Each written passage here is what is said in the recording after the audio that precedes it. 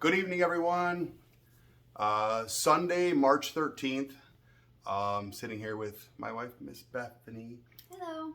And we were just out to dinner a little while ago. Many of you saw our post, but to some of you came as a shock because obviously we've got a lot of news that we have not been sharing because it wasn't time yet.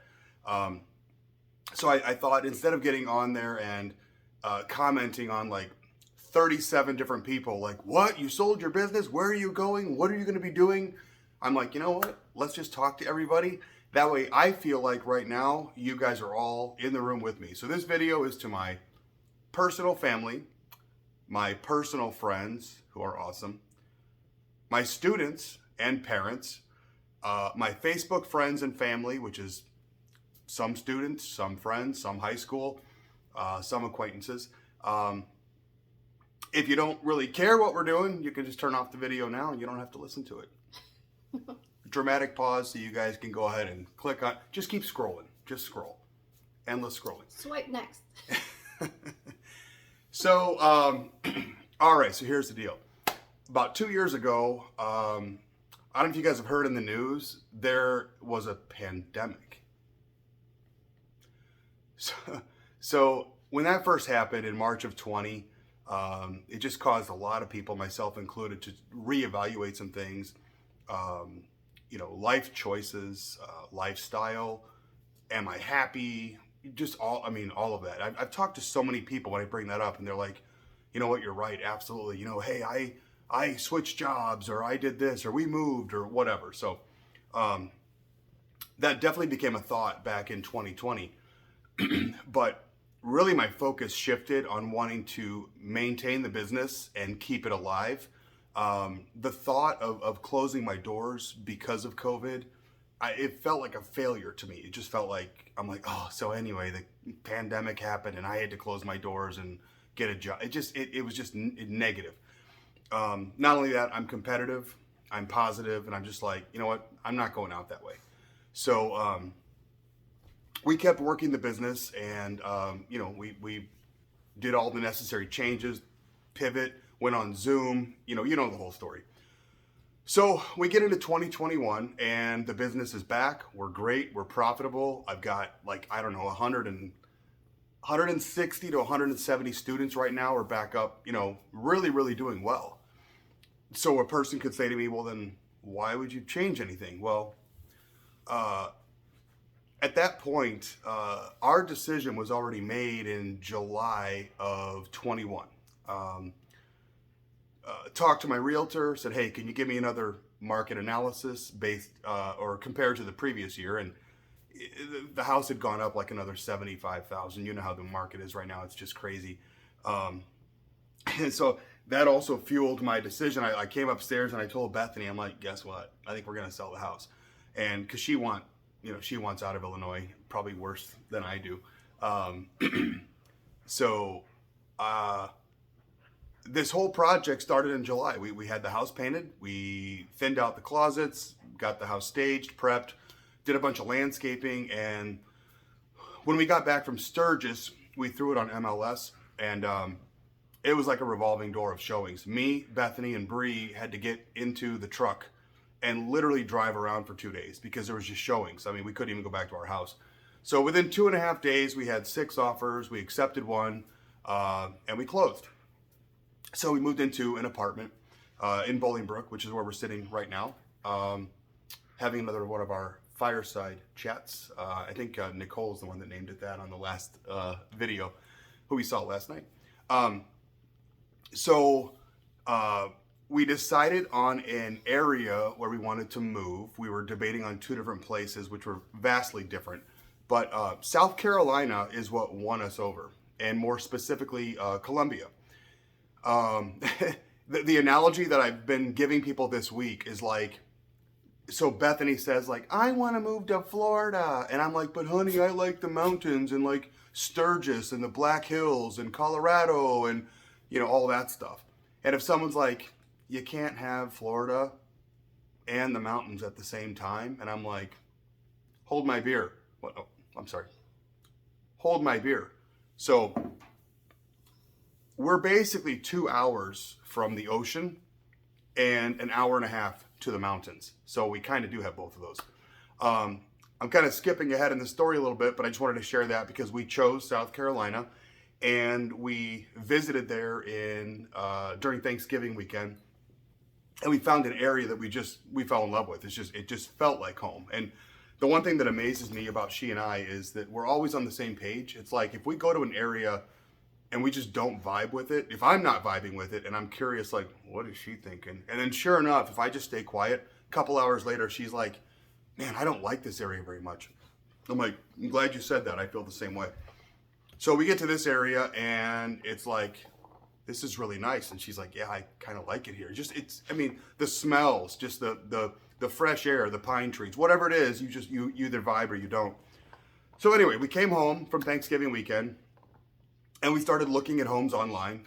We had a realtor that was sending us listings, and it just happened so quick. This one house came up that had this beautiful, the setting was like heaven. In fact, I think that was in the listing. It said a little slice of heaven on a mountainside.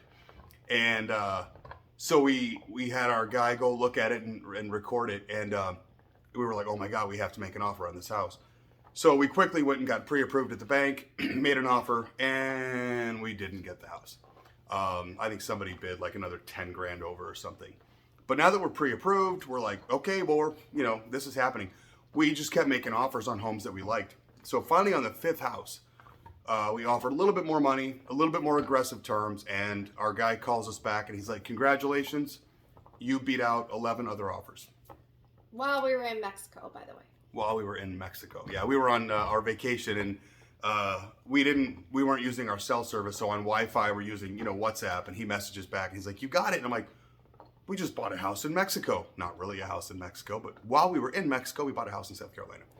So we came back from Mexico and we were just preparing everything, getting ready to, clear to close. And so we drove down to South Carolina, January 27th. We closed on the house on the 28th. So very quick. We made the offer on December 28th and it was 30-day close. Boom, done. We hadn't even seen the house yet. Totally sight unseen. We went down there and stayed at the Cockroach Motel. It was like a Red Roof Inn. It was absolutely awful. I was looking for bed bugs. We didn't see any, but it was pretty much, prime for that. We got up in the morning and drove straight to our new home that we've never seen before. And we did a walkthrough. We met our guy there, John, great guy down in South Carolina.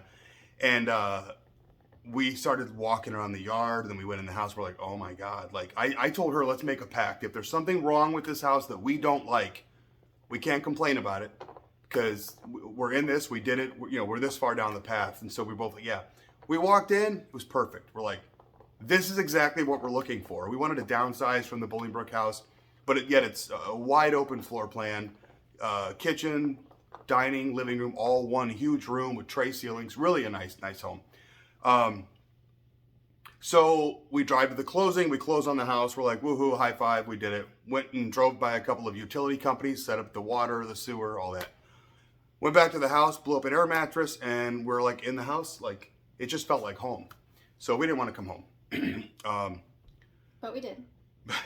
Well, we had to. We got a lot of loose ends to tie up. So we're like, well, this was all fun and games, playing house and buying houses.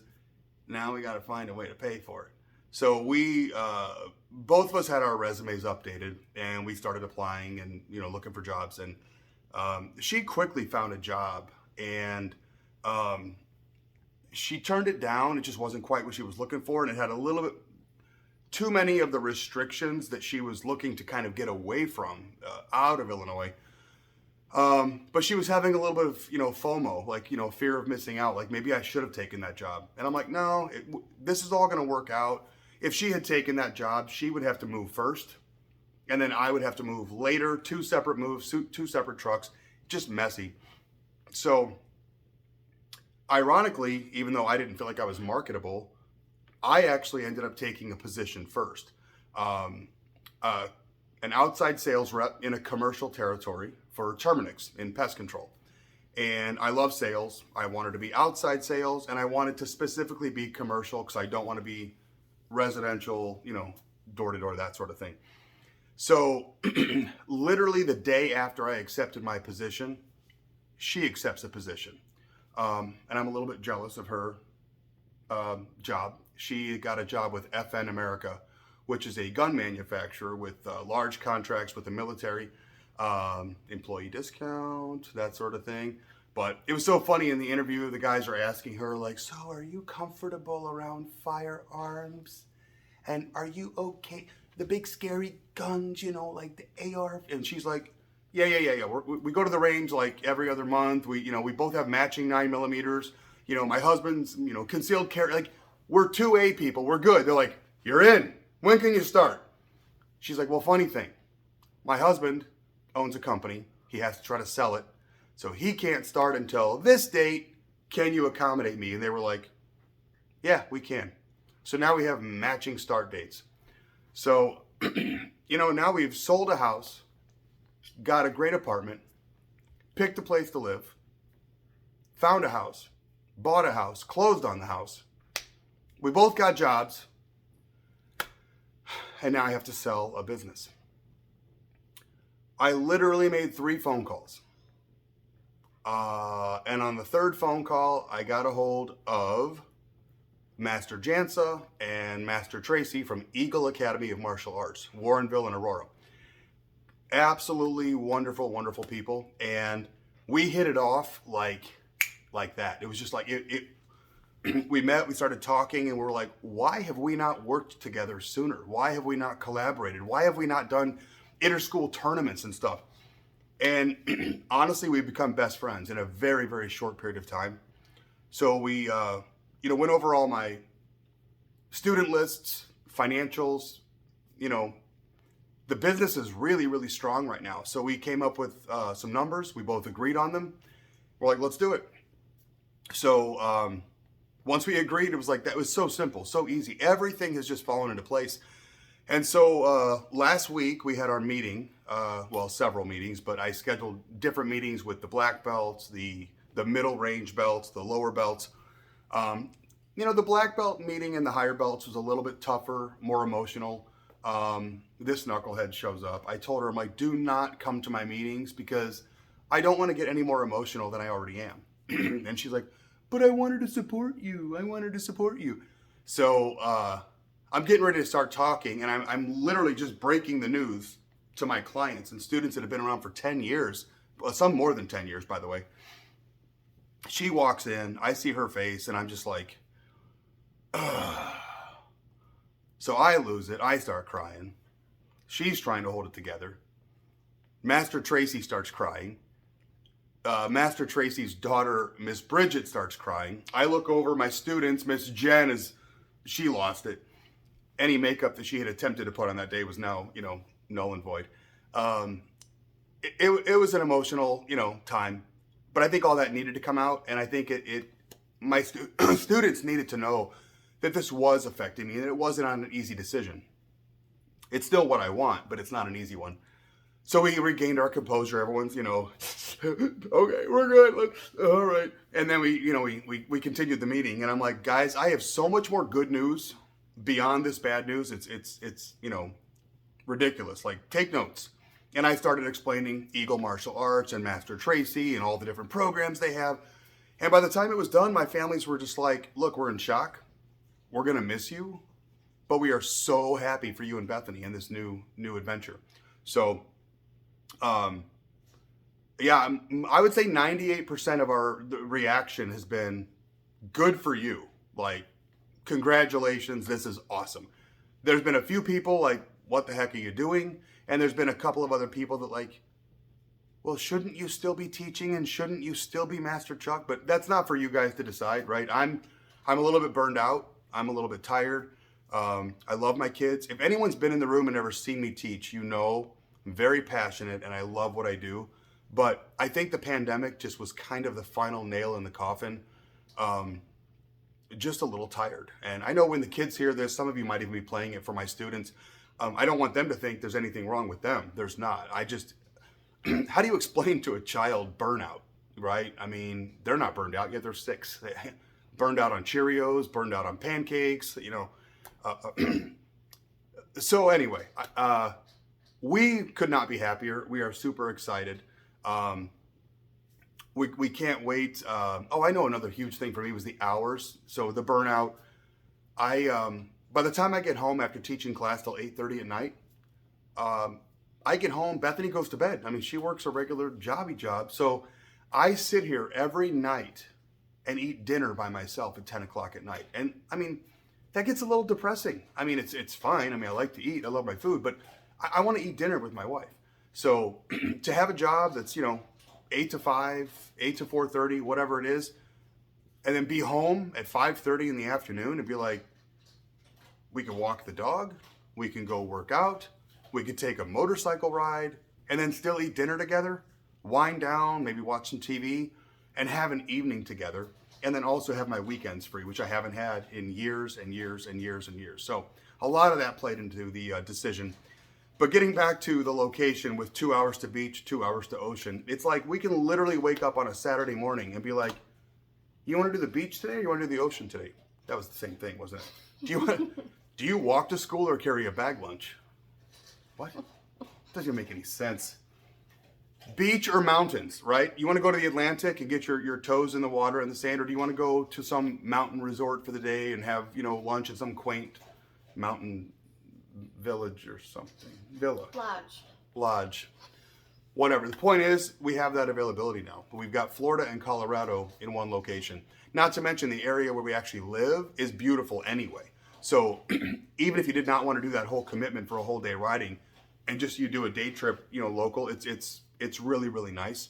So I'm trying to think of some of the questions that was in the thread tonight. We posted on Facebook, we were having dinner at Sullivan's, and one of my black belt students, one of my better black belt students for Christmas bought us a very nice, generous gift card to Sullivan's Steakhouse. And we have been waiting for an opportunity, like, when can we use this? And we thought, you know what? We got the jobs, we sold the business, like, let's go celebrate. So that was just a perfect thing. So Noah, Clarence, Shamika, thank you for that, by the way. Had a great dinner. So we just wanted to get on YouTube and make a video because it's just easier to talk to all of you at once and what we're doing. I'm trying to think of the questions people were asking. I guess I've already answered what our jobs were, where we're going. Yes, I sold the business. One of my old students asked me, what business did you sell? The only business that I own. I miss those guys too, the Masons. Yeah, that's about it, guys. I know it's got another long video from, either Chuck or Master Chuck, however you know me. But yeah, that's about it. Did you have anything to add, honey? I know you're not really a person of many words, but...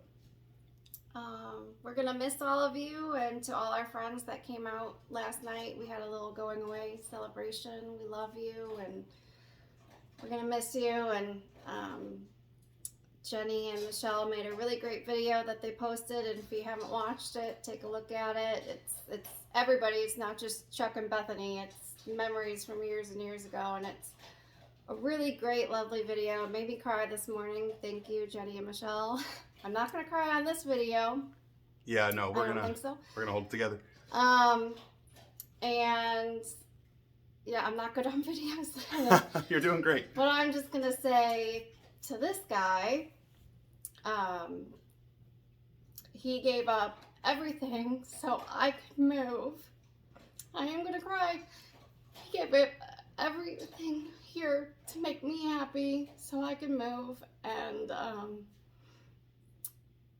I wish everybody to find a love like we have, and life is short, and just live every day to the fullest. You never know when your last day is, and you just have to live life. So I just want to say to this one, I love you. I love you too, honey. And we're off to new adventures, as he says, and we're going to miss all of you. We have plenty of room, and everybody's welcome to visit, and we will try our best to get back as often. All right, I'm done. Last thing I'll say, I have a plaque in my office. I've had it in there for 20 plus years. Running my business, I read it every day, and it says, the best way to predict the future is to create it.